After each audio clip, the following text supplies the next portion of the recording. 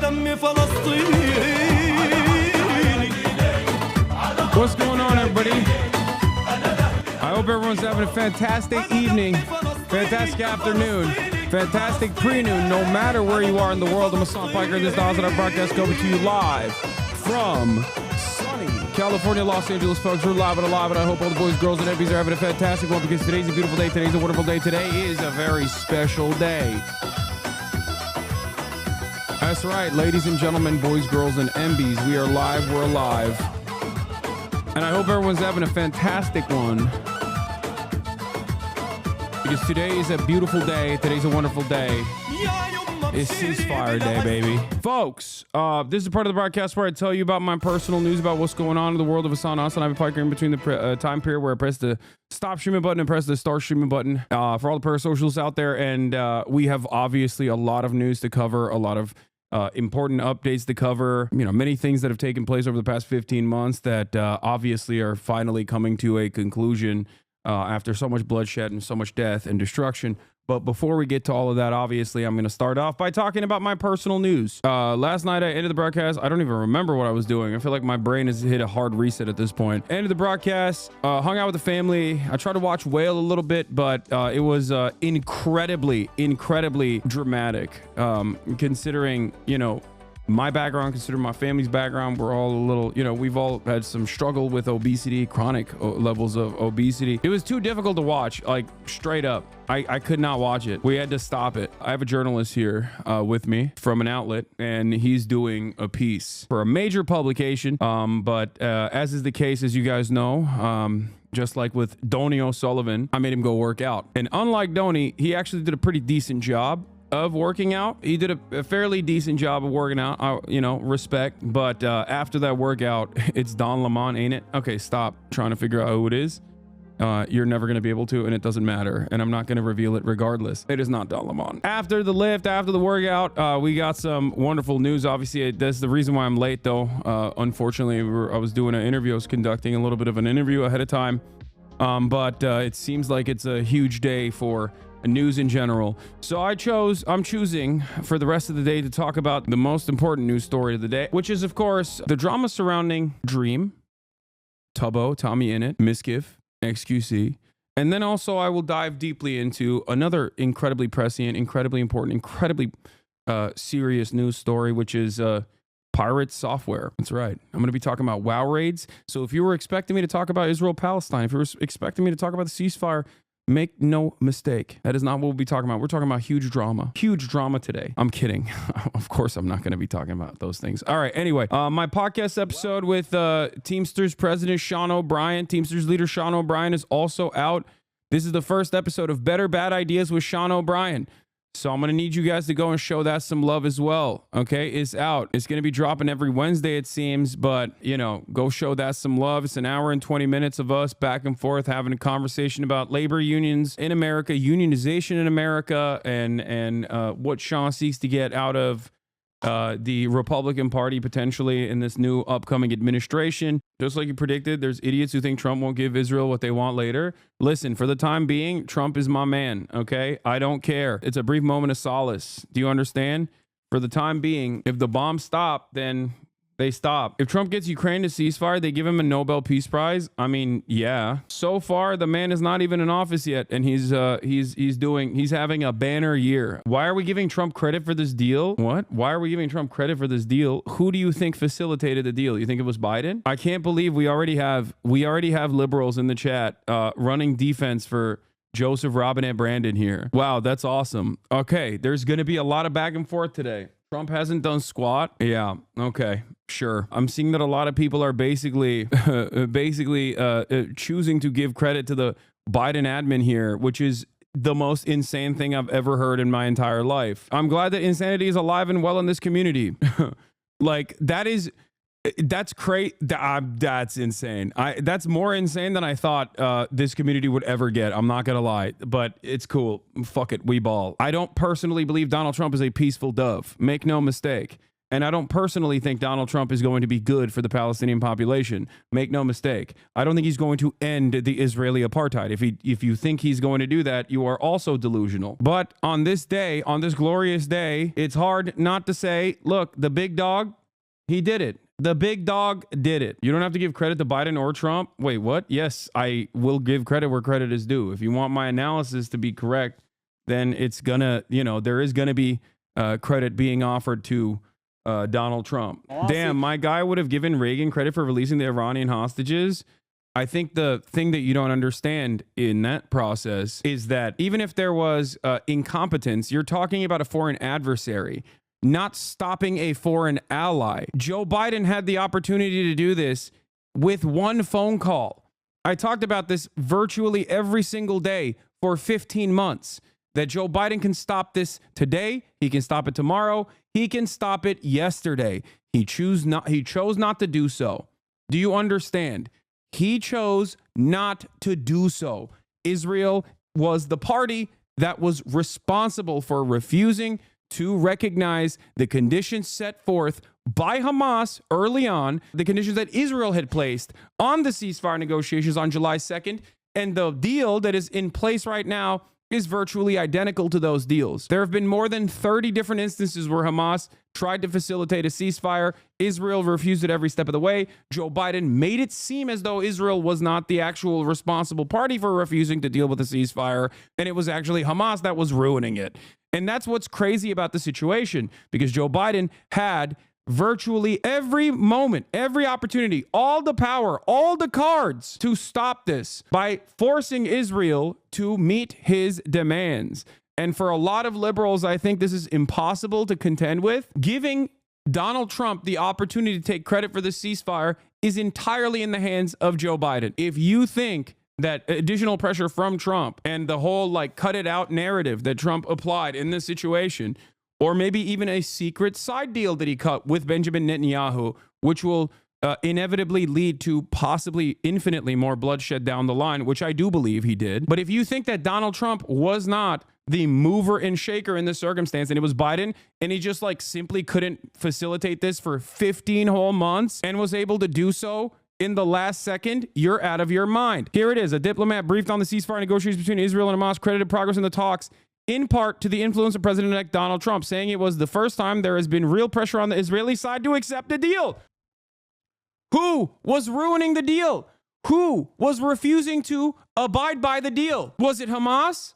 Was there more pressure necessary on Hamas? Was that the case, chatters? Did you learn nothing from my coverage for the past 15 months on this? You didn't hear anything? You just went, la, la, la, la, can't hear you? No, Biden kept lying over and over again. Anthony Blinken kept lying over and over again throughout the entire process. There are numerous instances where I continuously showed you over and over again that Anthony Blinken would go on tour and openly state that it was actually Hamas that was the spoiler of the deal. It was actually not Israel that was the spoiler of the deal. It was Hamas. When we could see with our own two eyes who was actually spoiling the deal. So one must ask the question, why was Anthony Blinken and Joe Biden actively defending the Israeli side of the conversation? And why is everyone saying Trump pressured Netanyahu? Y'all are out of your goddamn minds if you think that the Biden administration finally packed this up. 2 weeks ago, Biden gave $8 billion of arms to Israel 2 weeks ago, working tirelessly around the clock for a ceasefire. I guess you genuinely believe that when they were saying it. Biden had all of the power. He is the president of the United States of America. He could have done this.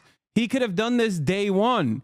He could have done this early October 2023. He could have done it in November. Anthony Blinken and Joe Biden actively sabotaged the peace talks, the ceasefire talks, and defended the Israeli side by lying to the public.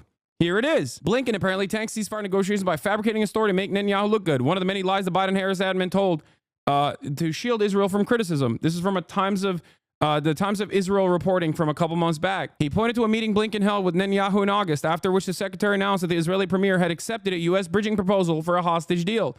The Arab official, along with a member of Israel's negotiation team, told the Times of Israel that this was empathetically not what had unfolded in the meeting, and that Blinken's comments had thrown a major wrench in that round of talks, which ultimately fell apart. How many times do I have to show you the receipts? I mean, I was there. I was covering it in real time. If Democrats knew, yeah, this was a funny tweet from Ryan. If Democrats knew that losing the election might lead to a ceasefire in Gaza, they might have they'd have fought harder to win. Credit where credit is due. Okay, the Teflon Don, he did it. The Mad Lad, he did it with a goddamn real estate developer he golfs with too.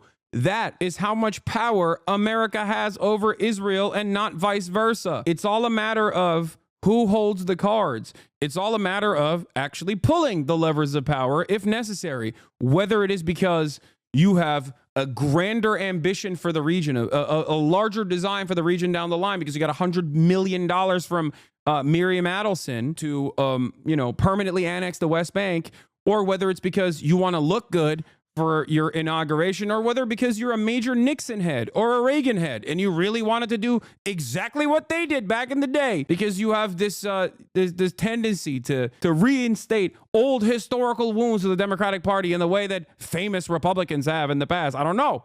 It doesn't matter. What matters is Biden had all of the power to facilitate a ceasefire for 15 months, and he saw all of the baby murder. He saw all of the children being murdered. He saw the entirety of the Gaza Strip eviscerated, gutted with American weapons. And he said, $8 more billion, please, to the baby murder machine. So yeah, on this day, we celebrate. We celebrate what is to come, even if I am skeptical of the future, even if I worry about the future. But on this day, I will say, may Allah awaken the people and help them to see the evil doings of Israel and the United States. May Allah awaken the people. That's right, baby. That's right. That's the Don right there. Teflon Don. He said, he woke up one day and said, Allah is awakening the people. You look like the median voter right now. I am. I'm the median voter currently in this moment. In this moment, I've been the closest to a median voter as I ever have been. Okay. How about when Trump sanctions the ICC into the ground to protect Netanyahu? You're still going to sing his praises? If you think that I don't recognize that, and if you think that I think Trump is in any way, shape, or form pro-Palestine, you are out of your mind. I like that everyone's position immediately in this instance is to act like the Democrats haven't been doing that already under Democratic leadership. What are you talking about? The Democrats have, alongside the Republican Party, already started the process. So what are you talking about? You know what they didn't do, though? Facilitate a ceasefire. So shut up. What is this argument? There is no defense for the Democratic Party on this day. There is no defense. You can be critical of Donald Trump. You can shit on Donald Trump, and I certainly will for the rest of this day. But in this very moment, if you are reaching so far and wide that you make it seem as though Joe Biden had anything to do with this, aside from routinely allowing Israel to just do whatever it wanted over and over and over and over again, you're out of your mind. Here's Matthew Iglesias. I'm out of touch with the youth, but my sense is that there are now millions of pseudo-informed people gassed up on TikToks and Instagram Reels who believe there's some kind of permanent ceasefire button in the Oval Office that Biden is perversely refusing to press. So what happened? Did Trump find the button? Was it next to the Diet Coke button? What happened? How do we hit the button? It seems like there was a button. Everyone kept saying, Hassan, you are so childish. You are so childish for making it seem as though this is just a simple phone call away. A ceasefire is a simple phone call to Israel, okay? Not to Hamas. No applying pressure to Hamas. Like they're literally Israel is genociding the Gaza Strip. What more pressure can you do than genociding an entire area where 2 million people once lived? That's it. You've maxed out on the pressure. By the way, make no mistake, if Donald Trump also, just take photos is correct. If Trump is also able to overturn the TikTok ban too, oh my God, dude. It's an endless faucet of pro-Trump sentiment. Trump is going to give the Republican Party the Reagan advantage for generations to come. And there is no liberal counter. There is no institutional counter to any of this stuff. He's just taking advantage of the ginormous failures, the patently and roundly panned awful decision-making of the Democratic Party to make himself look good. The button was Bibi's candidate of choice for winning. You're out of your mind, dude. Benjamin Netanyahu has no say in this process. All they can do is try and undermine American interests in the region. But at the end of the day, if America's like, oh, yeah, you're going to continue killing people even though I want you to do this ceasefire. OK, how about no more weapons? What's going to happen when they don't get Tamir interceptors, dude? What do you think would happen if American cruisers and aircraft carriers in the region go, okay, we're turning around then. What do you think happens to Israel then? What do you think happens to Israel without the 2,000-pound bombs that we were consistently sending to Israel as they kept literally running out of ammunition because they dropped multiple nukes worth of munitions on Gaza? What do you think would happen to Israel if America was like, all right, we're not protecting you anymore then? Are you out of your mind? What is the Iron Dome without Tamir interceptors? It's nothing. There is no world where Israel gets to do what it's doing without, and every step of the way, America saying, yeah, we love this. Keep going. We love it a lot, actually. Okay? We love it so much. The reality is the reason why nothing has happened for the whole time Biden was in power is because he's completely disabled. My friends that intern in DC and young people that talk. No, I mean, Biden's ineptitude aside, like, they wanted this. The Democrats, as a administration, wanted this to continue. The narrative for Hogs is now Trump is just better at applying pressure. I mean, is it wrong? Is that the wrong narrative? No, the real narrative is there's a button that must have been pressed somewhere along the line, and Trump was like, yeah, it's done.